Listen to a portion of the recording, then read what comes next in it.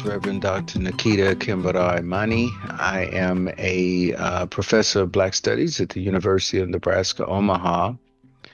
I am a professional sociologist and political scientist. I received my bachelor's degrees in international politics from the Georgetown University Edmund Walsh School of Foreign Service. I then earned a master's in political science, a master's in sociology, and a PhD in sociology from the University of Florida. And today I'm going to be taking a few minutes to talk to you about a concept that you'll often hear. You certainly hear it in many communities, but definitely hear it in Africana communities, sometimes communities of color writ large. And it's usually keynoted by this phrase, what happens in this house stays in this house. And so we're going to be talking about that a little bit, and I'm going to be working my way through a number of questions that try to frame that topic a little bit and share some information and hopefully generate some dialogue on that idea. So I guess the first thing I'm going to begin with is the phrase itself. What happens in this house stays in this house. Now, obviously, the interpretation of that is that, the house being a physical structure, but also really referring not only to the physical structure, but to the family structure writ large or the community structure, right?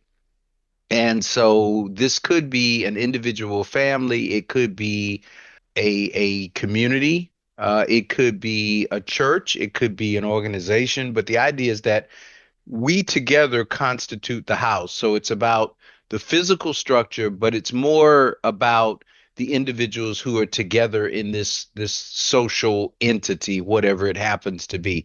And the idea is that as we interact with each other, as we see things, as we experience things collectively, as a part of whatever it is we're doing in this organization, in this family, in this church, in this whatever, we're going to encounter some consequences, and we're going to encounter some events.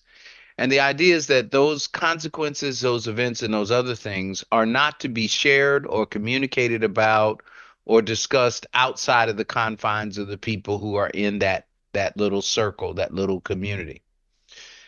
You'll usually find this kind of thinking process among people that have been oppressed collectively. So, for example, if you were in an environment, a work environment where you had a very abusive employer who was likely to fire you or likely to bring some negative consequences to you, then the workers, when they get together and they talk about their work experience, they might say, "Hey, whatever we discuss here is not to be discussed in front of the employer because obviously the employer could bring consequences. And we also wouldn't want to discuss it with any employee that we think might be connected to the employer because then that'll get us in trouble." And so um, it's a response mechanism. It's a reaction mechanism to some oppressive force outside the community who will take advantage of the information and use it in a negative way. Now, when we put that, for example, in an Africana context, we know that African people spent the better part of 400 plus years in slavery. And then after that 400 plus years, they spent another 100 years in Jim Crow segregation, the second class citizenship status.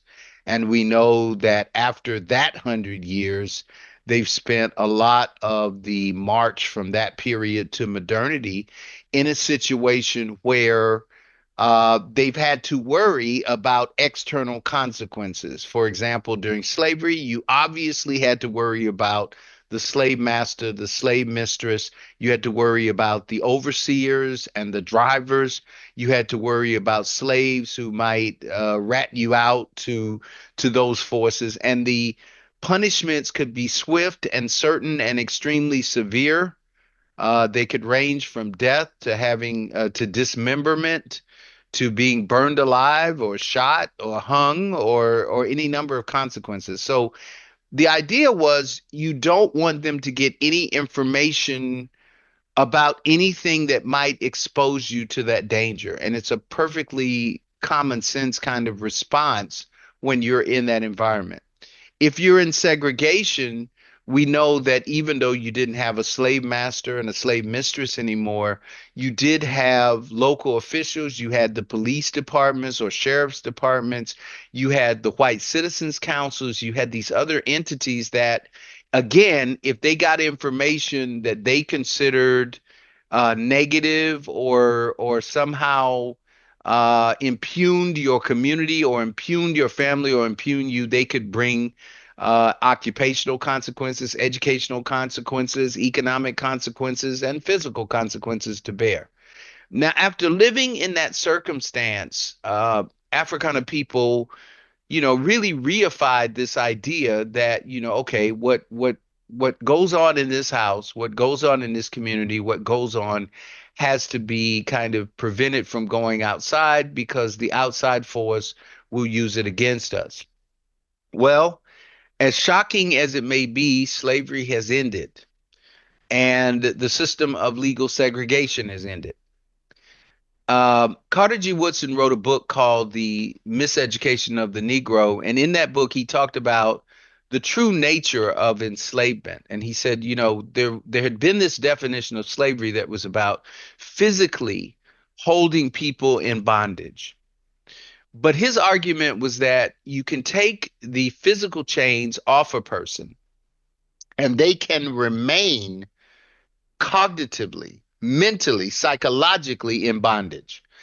And he argued that if the chains remained on the brain in that sense, that kind of slavery and bondage would go on and on long after the physical chains were removed. And he was very concerned that the systems in the United States were not doing the kinds of things they needed to be doing for African people to get them out of the cognitive bondage. Now, if you're a believer and you're coming from kind of a scriptural perspective, as many African people are, you also know about the story of the prisoner as it relates to being spiritually in bondage.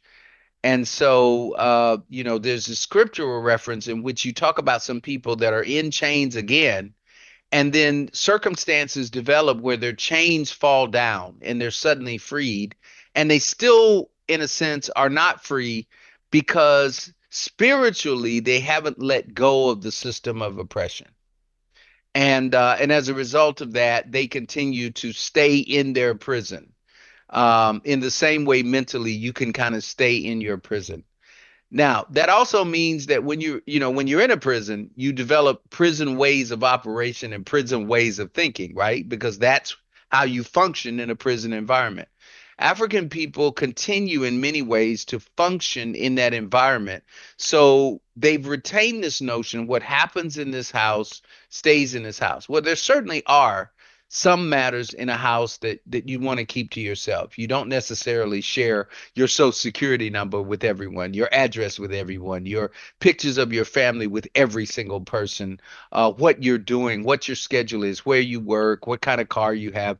These are things that, you will share with certain people who are friends, who are family, who are confidants, but not every single person. And it obviously makes sense that there should be some private family information, some private community information, right?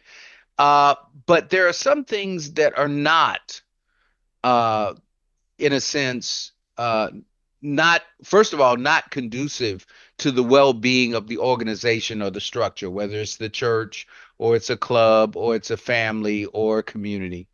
So the first thing is there are some things that are destructive of that, right?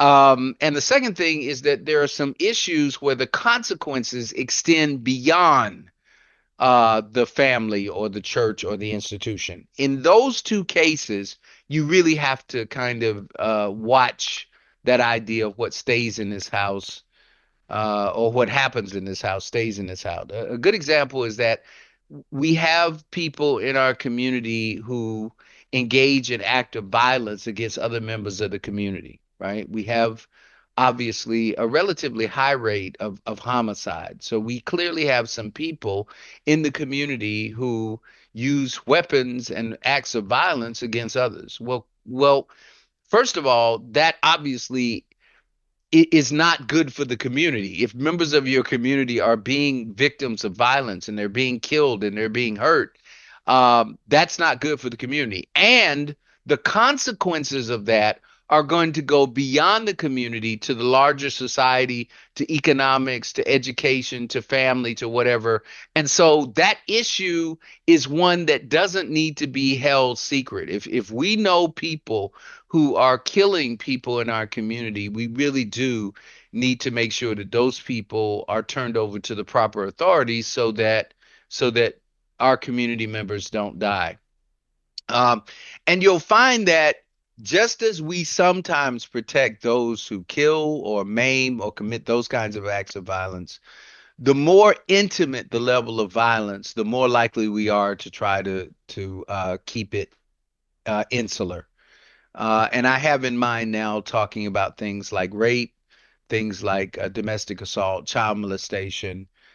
We have relatively high rates of those things. Many African women and girls, as well as boys and men, but certainly more girls and women are the victims of some kind of sexual harassment or sexual violence or molestation at their child during their child years and so forth. And these things happen primarily in and around their home environments, in around their community environments, often involving people close to them, most often involving people close to them. And that can be family members or it can be friends of family members, but generally speaking, these are people that are directly related to us. And you will often hear people say in response when you bring that to their attention that, well, what stays in his house, what occurs in his house should stay in his house. Well, we can't have anyone in the house who's molesting children. That's not, first of all, that's not preserving the family.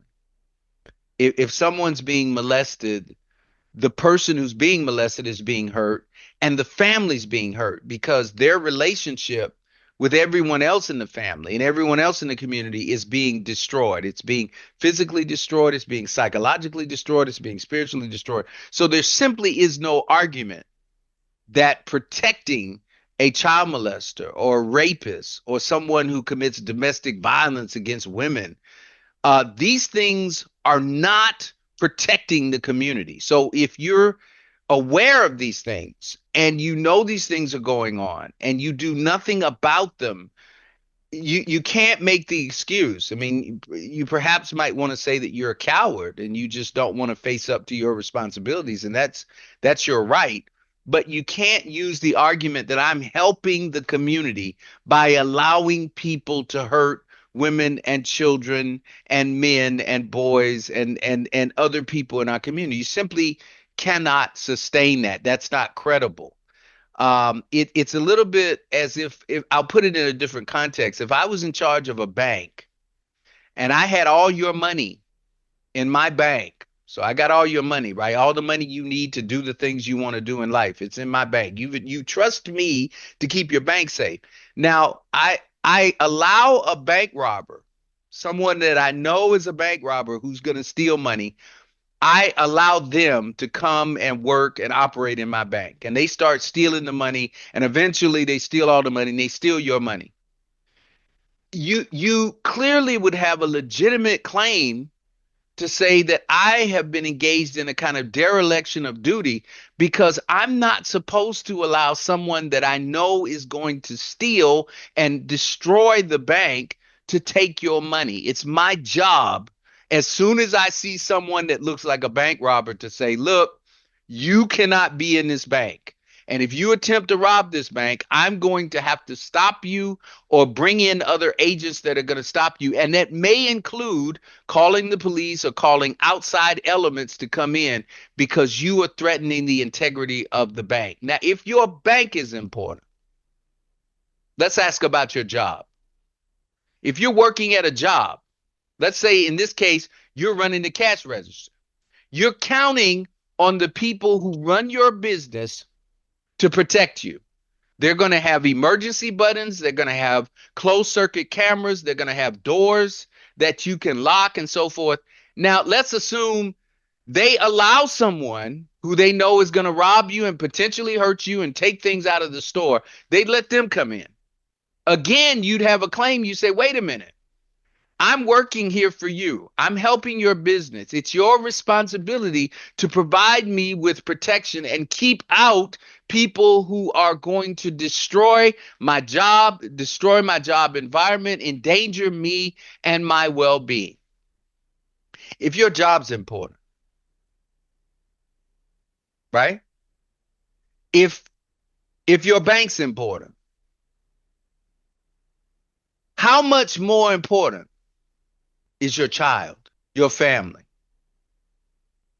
Would you let the bank robber, the thief in your family? And if you're going to let the bank robber and the thief, I'm going to take it a step further. Are you going to let the murderer come into your family and just kill somebody? And you're just going to sit there. You're going to let the rapist come in and rape someone, your mother, your child, your father, and you're just going to sit there. And when you're challenged to do what you need to do to protect your family and protect those you say you love, you're going to do nothing. And then you're going to say, what happens in this house stays in this house. God expects better. African culture expects better. Common sense expects better. So sometimes we use this phrase because we're really afraid. We're afraid to challenge the structure. We're afraid to look at a family member in the face and deal with that. We're afraid to look at a minister or a deacon in the face. We're afraid to look at a teacher. We're afraid to look at someone who's doing wrong and hurting our community. And because we're afraid, we're morally afraid, we're physically afraid, we're legally afraid, we're just afraid. And as a result of our fear and our lack of faith, we allow those we love, or at least those we say we love, to be harmed and maimed. We can no longer do that. There are some things that should not happen in this house, first of all. There are some things that should not happen in this house, that house, the other house, or any house. There should be no house where child molestation or rape or the beating of women or men occurs. Period. There is no justification for that. So that's number one. And then the other part is, if those things that should not occur in the house in the first place occur, they need to be put out. Do you get that? If a thief were to come into your house and start taking stuff, most of us are going to do everything we can to remove the thief from our house. And we're going to remove it because we don't want them to take something that's really important. There's nothing in my house more important than my family. There's nothing in my church more important than my brothers and sisters of the faith. There's nothing more important in my classroom than my students and their well-being. So if you come into those environments and start doing the kinds of things that are going to hurt the people that I love, hurt the people I'm responsible for, you start doing stuff in my house that's not right, you've got to leave my house. And you've got to suffer the consequences for the damage that you've done. It's all about maturity. You know, we talk about maturity. There's a chronological maturity, right? The scripture says, when I was a child, I did childish things. I played with toys. I did everything a child does. And I thought as a child and I acted as a child. And then when I became an adult, I did adult things. Some of us get stuck at the childlike level, not in terms of age. We get older, but we still maintain that childlike mentality. One of the things about children is that somebody else is responsible, right? As a parent, you should be responsible for your children. And if you're not the parent, maybe you're the guardian, maybe you're the teacher, maybe you're the minister. You're responsible for them, right? Making sure they're safe, making sure they're well fed, making sure they have a roof over their head. You have a responsibility because they can't do that by themselves for themselves in most cases, right? Uh, but now when you're an adult, you take responsibility. And that means you're in charge of the responsibility. You're supposed to do something. So when you see members of the community being harmed in any way, don't cop out. Don't make an excuse. Be a man, be a woman, be a child of God, be a descendant of your ancestors and those who fought so hard for us to be able to have families and have communities. Don't allow them to be destroyed by people who don't love us, don't respect us, don't care about us, and hurt us. Sometimes those people happen to be biologically related to us. Sometimes they may not be biologically related, but they may be friends. Sometimes they're not friends. Sometimes they're important people in the community, but they're wrong. And we have an obligation to stand against what's wrong. So make sure when you say what happens in this house, make sure everything that happens in this house is for the good of the house. If it's something that shouldn't be in the house, don't have it stay there. Send it out of the house. Take it out of the house. Drag it out of the house. And if you can't get it out yourself, don't be afraid to go outside the house and get some other resources to come in. And sometimes those resources are in the community. That's great, but sometimes it's not. Sometimes you've got to go outside the community to get the resources, human resources, economic resources, psychological resources, medical resources, legal resources, whatever it is. You got to go outside to go get what it is that you need to get this thing that should not be in the house out of the house. And you've got to do that if you love those in the house, if you love the house. Whether the house is the house of your family or the house of your church or the house of your business or whatever it is. If you love the community, you love the people in it, you love your family, you love these things matter to you. You cannot stand aside and have them be hurt and harmed. Because, and this gets to a second issue, um, if you allow it to happen, and sometimes we do, as a people. We watch people in our families being raped or abused or whatever, or our neighbor or whatever. We let it happen. We say that's none of my business. Even if it's my family, it's none of my business. Everything else about my family is my business, but not this. And when we get there, we allow it to happen. And a child, believe it or not, unless something happens to them, unless they are killed or destroyed or die because of some natural or unnatural condition, they're going to grow up and they're going to become an adult. And you're going to teach a lesson. See, we think that as parents, as guardians, as elders in the community, we think we're only teaching lessons when I say, look, come over here, I'm going to teach you something. But the most important lessons you will ever teach is your life testimony, your example. I don't have to say a word to teach. If I walk around with an alcohol bottle in my hand everywhere, there's going to be a little boy, a little girl, they're going to see me in the community walking around, and they're going to accept the idea that one possible option in life is to walk around with a bottle drinking alcohol all the time. They're going to learn that from me. Even if I don't say, come over here, watch me drink, and I want you to do this. Some of the worst behaviors that children and youth pick up from us is stuff that we didn't formally teach them. We are their example. If you don't believe what I'm saying, I remember a case of a little boy that was lost in the woods. He was lost for a long time, and his parents thought that he was dead or kidnapped or something. And he ended up around a certain pack of animals. And they finally found him. And when they found him, the way in which he ate the way in which he moved, the way in which he tried to speak, he still was human, but he had developed an affinity to all the behaviors of those animals. They, in a sense, had started raising him, and his only tool, being so young, was to copy their example. Our youth are doing the same thing.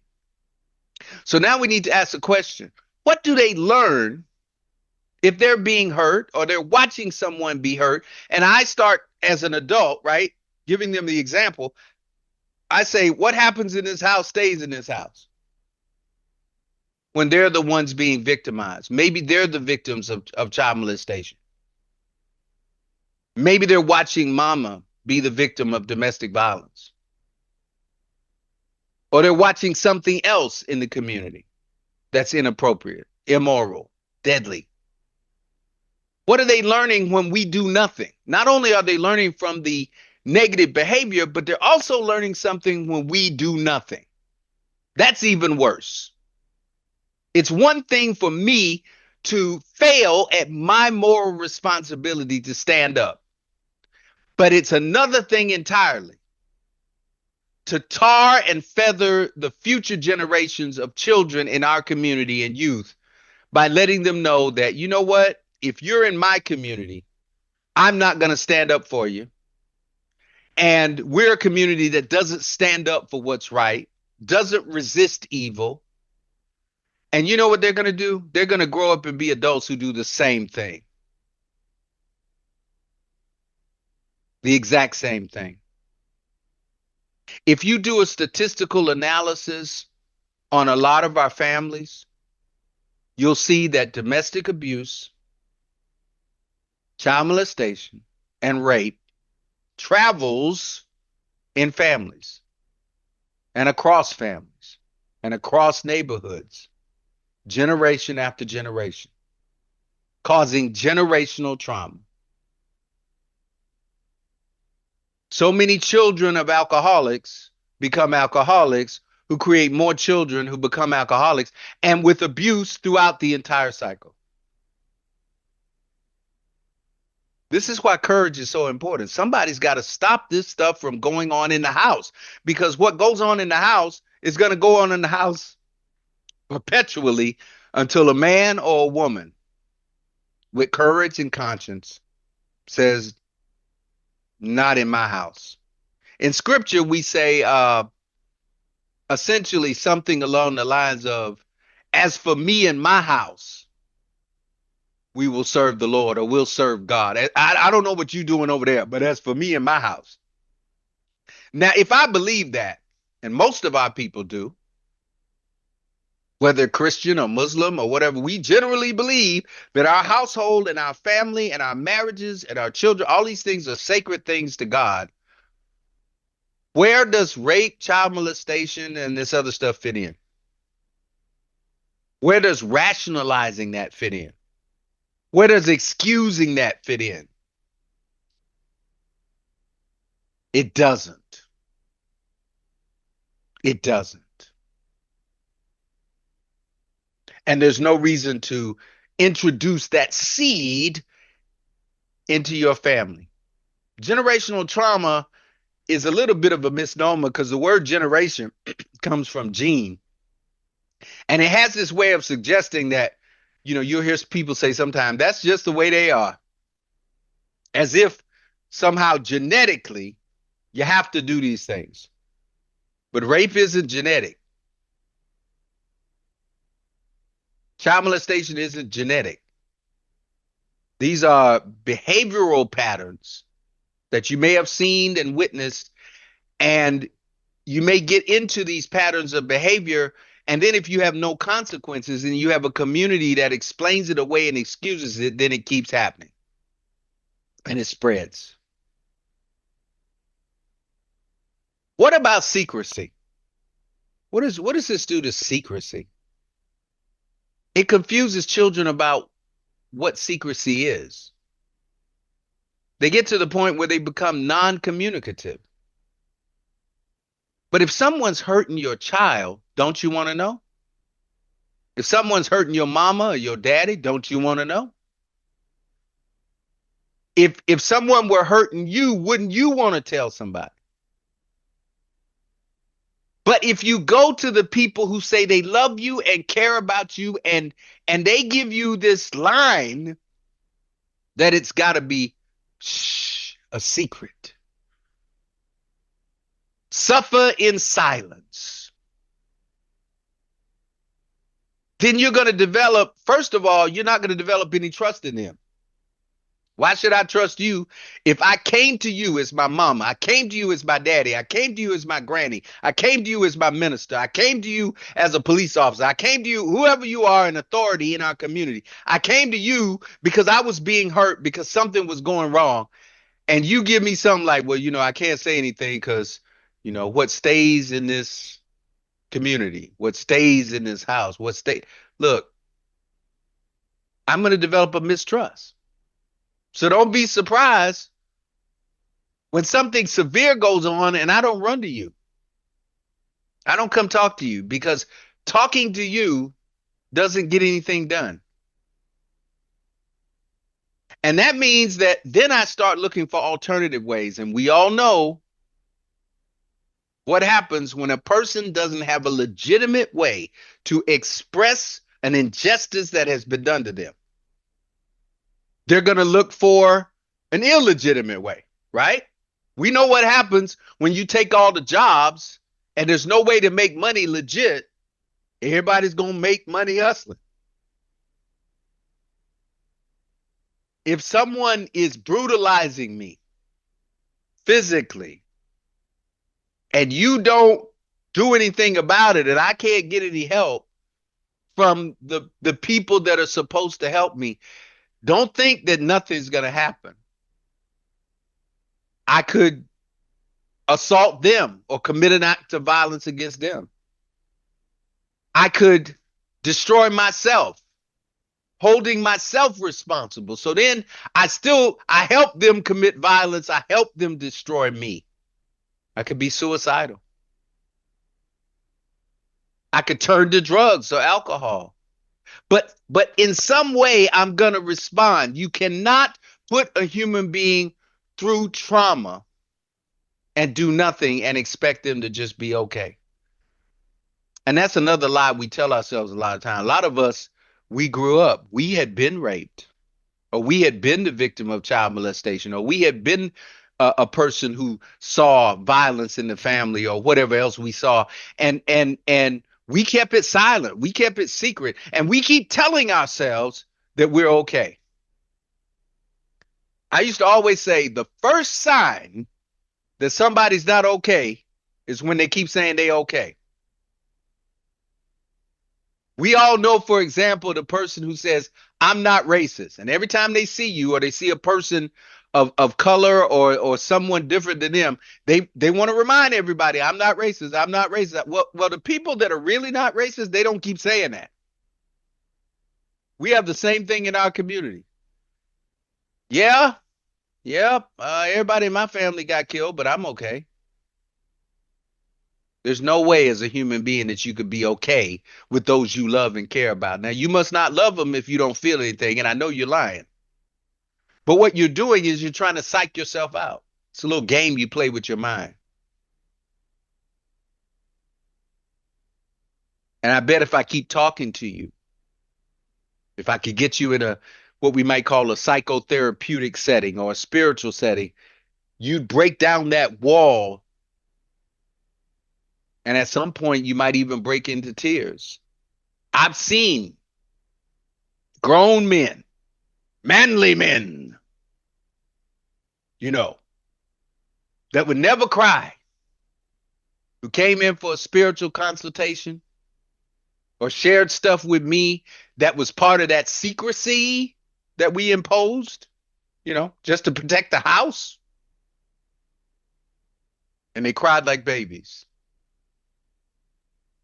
Some of them abused their own families because they had been abused. Some of them drank because they couldn't deal with the reality, so they just tried to drink it away, smoke it away. Some of them became violent against people that weren't even related to them and ended up in jail. I used to do prison ministry. All this stuff is happening. Now, this is a pretty grim story, but what I want to do is to put some optimism in it and say we can change it. If a house is going to be a house, God says a house divided cannot stand. If I was to split my house in half with some kind of giant saw, if I could do that, what's going to happen is the house is going to fall apart. It's like an egg that's been cracked. If you split it, it's going to fall. So everything in the house has to be working to pull the foundation together. Anything that's pulling it apart needs to be opposed if you want to protect the house. And there's nothing more destructive to a house, any kind of house, any kind of community, any kind of church, than child molestation or rape or abuse. And it has to stop.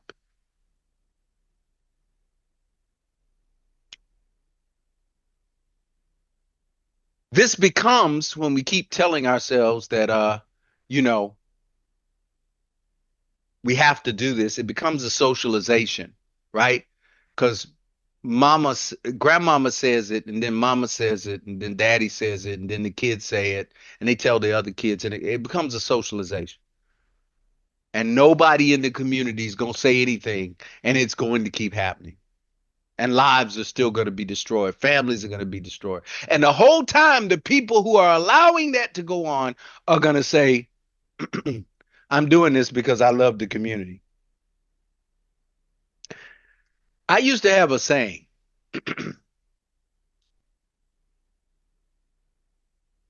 that if you act like a beast, you belong where the beasts are. Did you catch that? If if all of my conduct is humane, then I belong with human beings. But now if I start acting like a beast, if for example, I started eating people, Jeffrey Dahmer style, I think most of you already know that you would not let me hang around your family in your house. You would not allow that because you would be concerned that somebody, I might just, want to have a quick snack and decide on somebody in your house. So I've got to get out of your house, and not only out of your house, everybody in the community knows we need to get this person away. They are dangerous to us because they're acting like a beast. They're consuming other human beings. When you rape a child, when you beat a man or woman, when you turn them away when they're in pain, you're consuming them. You're destroying their soul. You're allowing injury to their bodies, injuries to their mind. And that's not love. No matter how much you lie to yourself, that's not love. Anything I love, I protect. Anything I love, I defend.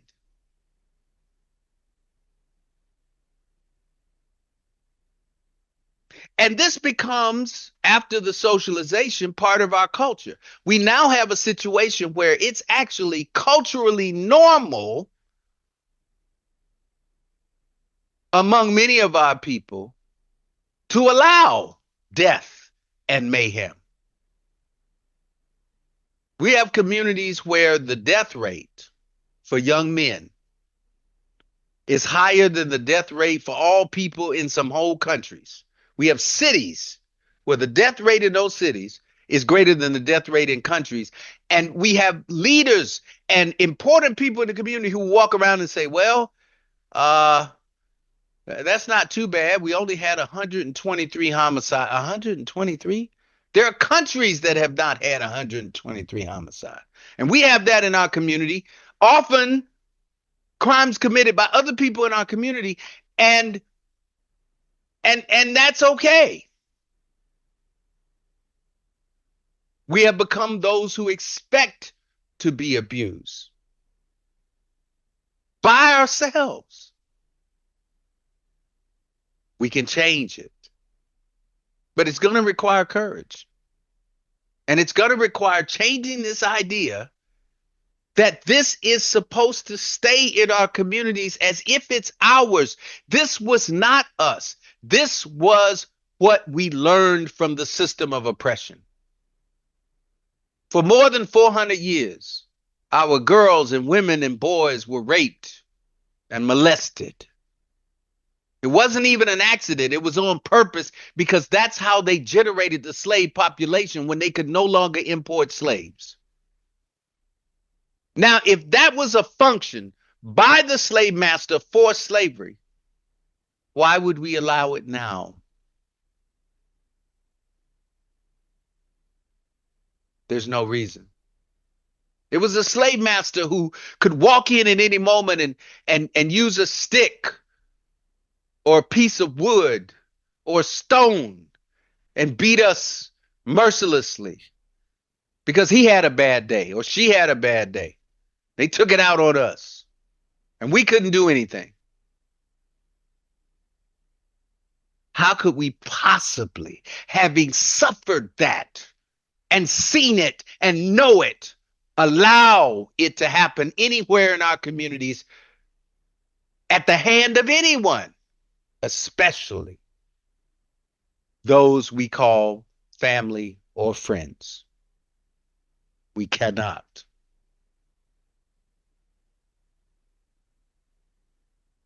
You know, when you go up against a brick wall and you run into it, it hurts. Now, the first time you try to go through the brick wall, maybe when you were young, you ran into a brick wall just for fun. You run back and it hurts just as much the second time, maybe even a little worse. If you keep running, obviously you're going to hurt yourself pretty badly. At some point, unless you've completely lost your mind, you don't keep going up against that wall. And so suddenly you develop a certain resistance to going to the wall. Many of our people have developed a resistance to communicating about pain. They fought the pain so long by themselves. No one would hear them. No one would stop it. No one would do anything. They were running up against that wall again and again and again. And so eventually they become silent, not because they're healed, not because they're well, but they simply become silent because they decide that nobody cares enough about me to hear my story. And they suffer in silence. Some of our most powerful entertainers, if you research their stories, a lot of their great music and great entertainment that we all enjoy and honor, a lot of times behind that music is unbelievable pain. A lot of it in our communities. Child abuse, relationship abuse, disrespect, neglect, all these kinds of things that we allow to go on. And they sought to express it through music and art and other things. And it's wonderful that God allowed them to do that. But isn't it horrible that we have to go through this when we don't? But we need to stand up. You call yourself an elder. Do you even know what that means? Let me let you know right now. You can get old as a redwood tree. That doesn't make you an elder. You could be 255 years old. That doesn't automatically make you an elder. It does make you old. But there's a difference between an old person who has experience and knowledge and who takes seriously their responsibilities to protect the community and somebody that's an old fool, whose only experience is being foolish, and the only knowledge or wisdom they can impart is foolishness. In the African tradition, elder is a word that means respect. You deserve respect. You share your knowledge of experience, and you use it to protect and nurture and build your community. So if I'm one of these older persons, when I had to remain silent and I went through these experiences, I should do everything in my power to make sure young people don't have to go through it. I should not be silent. Maybe I was abused and I couldn't say anything. Maybe I was abused and no one listened. Then today is the day I have to let my voice be known. I have to speak my truth, and I have to share that truth, especially with the young, because some of them are suffering with the same situation. I got to speak out and help fight for them. And in doing so, believe it or not, I start my own healing process. Scripture says the truth will set you free. But the only way it's going to set you free is if you enunciate the truth. If we're all walking around being silent, talking about keeping stuff in this house, we're not being freed. We're being imprisoned. The Lord said he came to free the prisoner, not put the prisoner in a cage and say everything that happens in this cage stays in this cage. It's time to come out of the cage.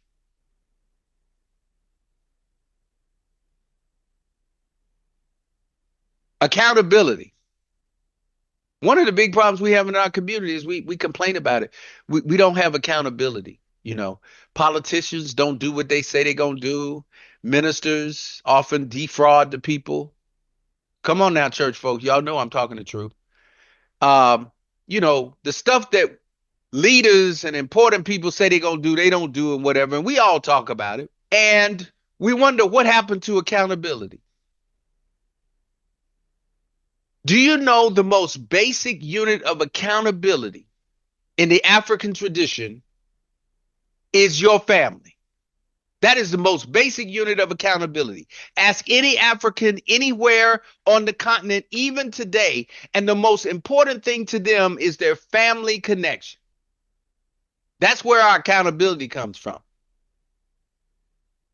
If my baby cannot come to me as a father, if a child cannot come to me as Baba, as an elder male, and say that they are being hurt or brutalized or their mama's being hurt, if they can't say it to me, and then they can't expect me to do anything when they do say it, I'm not an elder. I'm useless. In fact, I'm worse than useless. Because they're going to develop an image from me that that's the way they need to be. And we're going to have another cycle of children who go through that kind of thing. And that kills our accountability.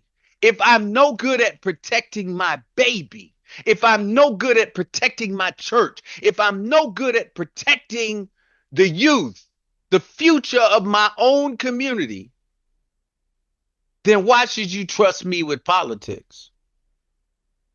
Why should you trust me with the ministry? Why should you trust me with anything? And guess what? You won't. How we doing with trust in the community? Do we trust each other? We're so bad now, we'd rather give our money to other folks that we know gonna take it than give money to our own people and invest with one another because we have that such a low level of trust. But if we want to rebuild the trust, we got to start with the family. And I have to be able to trust my family, my church, my community enough to say that bad things are happening to me, especially if those bad things are happening as a result of other members of the community and happening to me physically and mentally and psychologically. I have to be able to do that. If I can't trust that, everything else is off the table. If we want to build accountability, if we want to build social institutions, this is school. If our children are being molested, how much schooling is going on? If our ministers are messing with members or somehow using scripture to explain away abuse and violence and crime, what kind of moral authority do they have in the church? Where is God in a church like that? No minister serving any God I've heard of, Muslim, Christian, Buddhist, whatever, no minister I've ever heard of should be excusing rape, domestic violence, or child molestation. I will say this to your face. You a liar and the truth ain't in you. You are as your father, the devil. All your members should leave before the lightning bolt that's going to strike you strikes them. Don't touch a Bible. Don't give me any scripture if you're that kind of minister. The Lord said that if you touch one of his children, you would wish that you had never been born. But you're going to get up on Sunday morning. And when the little girl, the little boy says, somebody's touching me, you're going to try to give some scripture talking about, to sit next to her molester, and you're going to have no consequences for him or her.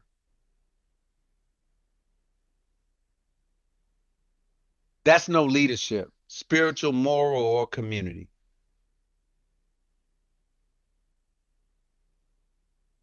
We have to break down this family secrecy. There are some things that are worth keeping secret. Keep your ID information, your insurance information, your economic, but don't keep crime and violence and harm and abuse to your family secret. Tell somebody, get some help. For the perpetrators, for the victims, survivors. In fact, getting some help is the only way you turn a victim into a survivor. Because if you don't get any help, the victim won't be a survivor. The victim may either turn into an even greater victim or a perpetrator.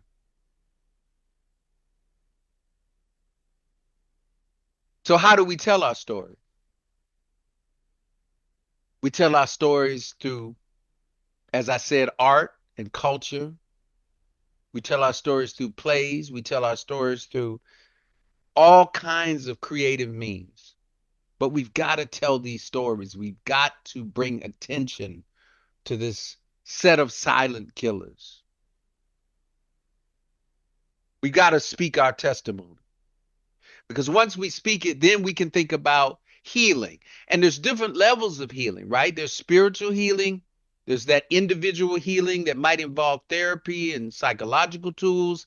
There's that family healing, which is going to be collective. There's that intergenerational healing, which is family on a higher level. And then there's community healing. We can get these healing circles started, but we have to stop the silence. Pledge today that we're not going to have another child molested in our community and do nothing. We're not going to have any more wife beating or husband beating in our community and do nothing. And if by chance you decide that you're not going to personally get involved, for goodness sake, don't come out with that line.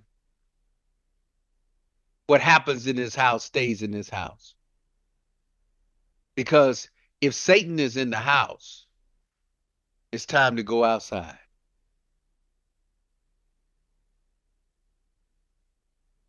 The last question I wanted to deal with was, what can sociologists do?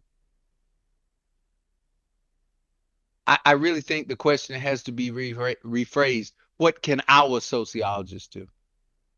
There are some things that nobody else can do for you but yourself. There are certain things that only you can do for yourself. Other folks are not going to do it. Because of the experience of slavery and colonialism, there's a lot of people in the world, we developed this idea that somebody else is going to come in and solve our problem. But the truth of the matter is, nobody's going to love my community more than me. Nobody's going to love my family more than me. If there's going to be any love for it, definitely, guaranteed, it's got to come from me. And if I love it, as I said, I protect it, I nurture it. I especially nurture and love and protect youth because youth are the future of my community. When I'm gone, they got it. I want them to be healthy and happy and whole. That means I have to stop anything that would hurt them. And that includes external things, which we have to fight sometimes, but it also includes internal things, especially things that damage the body and the mind and the family. The only person who's going to say that is a sociologist from our community, because this is partly scientific, partially psychological, partially theological, but ultimately it's human. Well, I hope that something I've said has been inspirational, has been powerful, has been transformative. If you've been a victim or a survivor, tell your story, speak out, don't be ashamed. It wasn't your fault. And I'm sorry that you may have grown up in a context where you had no one to talk to, no one to help you. I'm willing to be a voice. I am a voice. And I'm hoping other elders, other people in authority will be a voice. And for those who are young, I'm going to work as hard as I can to make sure you never are a victim of these kinds of things. And now the perpetrators. Yeah, I got to talk to you too. Repent, atone, take your responsibility, change your behavior, do what you need to do. But just in case you don't, there are some of us who know that the only thing that's going to stay in this house is the stuff that belongs in this house. And if you're hurting our children, and you're hurting our mothers, and you're hurting our fathers, and you're killing our people, you don't belong. Thank you.